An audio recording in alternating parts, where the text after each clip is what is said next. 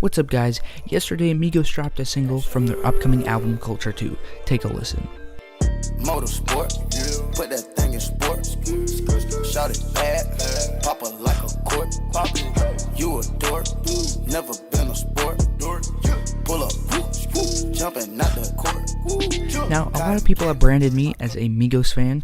I don't know where they would have gotten that idea. However, today we're going to be talking about this track, what it means for the Migos, what my interpretations of this are, and what it could mean for the success of their upcoming album. Let's go. This track was produced by Murda Beats. If you aren't familiar, he worked with Migos before on Culture 1 doing the track Get Right With Ya, which in my opinion was one of the best on the whole project. Now the 808s and synths on this track give it kind of a darker wavy feel. They kind of guide the mood of the track, but with the tingy bell instrumental that's super similar to the Get Right With Ya flute riff that's played throughout the song. So you can definitely see the similarities between these two tracks. Now one minor problem I had with this track was the beat. It's a good beat, don't get me wrong, it's just really repetitive, and it's something we've seen before with Migos tracks, just overly repetitive beat, and you get sick of it. Plus this track is 5 minutes long. Not a big deal, but one thing to be commended about this track is the stanzas. This producer, Murda Beats, he does such a good job with this of just taking these little pauses and breaks in the music, and they set the Migos up really nicely. Speaking of the Migos, we're going to talk about the individual performances of the Atlanta trio, starting with Quavo. Now, Quavo covers the hook, and he gets his own verse in this song. Hook, he does a pretty good job. He has got that soothing auto-tuned voice that keeps him on the Billboard charts. Now, he does rhyme sport with dork. It's alright. But then his verse, he kind of treats that like an extension of the chorus, you know. It's not too much change up a flow. It's almost the exact same flow from the chorus. Kind of slow, monotone, not a big change. And he also raps for about a full minute. So not a huge W here for him. He doesn't carry the track, but he gets the job done. Next, we're going to talk about Offset. Now, Offset only gets to rap for about 30 seconds, so not a lot to go off of. But he does a good job. McDonald's chicken nuggets, he talks about Chris Angel making it disappear. Some new lines that we've never seen from him, some new rhymes as well. But he does actually a good job, so W for him. Moving on to Takeoff, if you guys know me, he is my favorite. And in this track, we have to wait all the way till the end to get a sweet taste of that flow you know and love, but I'm not going to worry about that. So in this track, we get about 20-30 seconds of rapping from him, pretty short in comparison to the other four rappers, but with his delivery, he takes shots at Nicki Minaj, kind of flirting with her.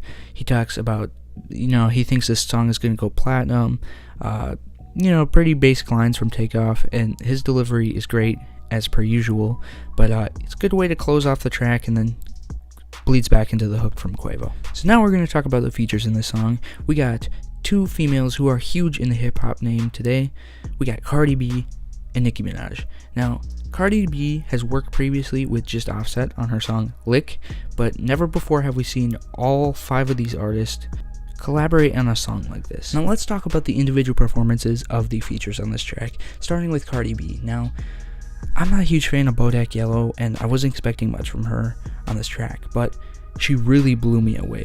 Like, actually, she has the best line in this song with this one, and aside from Takeoff, she has probably the best flow in this song, which is, it's not the same flow she used in Bodak Yellow, but you can still hear kind of traces of it, which might be just her signature.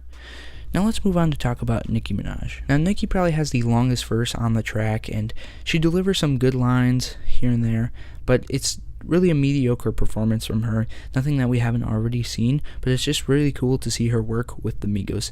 As well as that, it's really cool to see her work with Cardi B, which people have been comparing these two female rappers for the last few months now. And people have also been trying to start that Cardi B and Nicki Minaj have had a beef before this track, and this just does a good job of clearing it up. Now, to summarize this track for you, in my opinion, 3 out of the 5 verses are fuego. You feel me? The instrumental on this track is good, well done by Murda Beats. The beat is a little stale after a while, but that's not a huge issue. To conclude, what do you guys think this track means for the rest of Culture 2? Now, if you are not familiar, Migos have been hyping up their sophomore album for weeks and weeks now on social media, It's soon to drop anytime soon, we can guess in the next few months. If you remember back to last year, Bad and Bougie dropped in October, and it kind of built in popularity to their release of their album in January of the following year. Now, hopefully we don't have to wait that long, but what do you guys think this track means for the rest of their album? I think it's safe to say that we're going to see some big name artists featured on Culture 2, as Culture 1 had 5 or 6 huge names on it already, and Migos have done nothing in the past year but get more popular and work with more people. We're already seeing hints of these features drop in from all sorts of sources. Just last week on Quavo's Instagram, he posted a video of him in the studio with Lil Yachty, Chance the Rapper, and the man himself, Donald Glover. So if that is going to appear on Culture 2, I cannot wait for this project. This is going to be a powerhouse of features and bangers after bangers of hits. So if you are as excited about this project as me, let me hear your thoughts. What did you think of this track? What do you think it means for the rest of this album? And let me know in the comments below. Thanks for watching. This has been Adequately Explained. See ya!